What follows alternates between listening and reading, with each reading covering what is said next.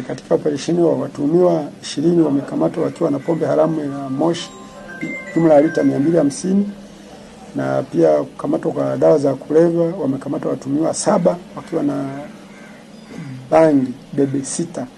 na kete 20, na pia nao watafikishwa mahakamani. Lakini pia kwenye doria hizo na operation hizo kufanikiwa kukamata wahamiaji haramu 130, na wote hao wamekabidhiwa ofisi ya uhamiaji kwa ajili ya hatua zaidi za kisheria. Katika hatua nyingine, kamanda wa jeshi la polisi mkoa wa Kigoma Sakapu Filimon Makungu amesema Tanganyika tunaendelea, na nafikiri tunaendelea vizuri, na sasa hivi tunashirikiana na wenzetu wa Burundi, Kongo, tunafanya operations za pamoja, na kila siku naona hata nyinyi wenyewe mkiangalia kule ndani majini tumeimarisha sana, ingawaje bado tunapambana kwa sababu matisho ni mengi, lakini wananchi wetu waendelee tu kufanya shughuli zao vizuri, na tunawaomba wanapopata taarifa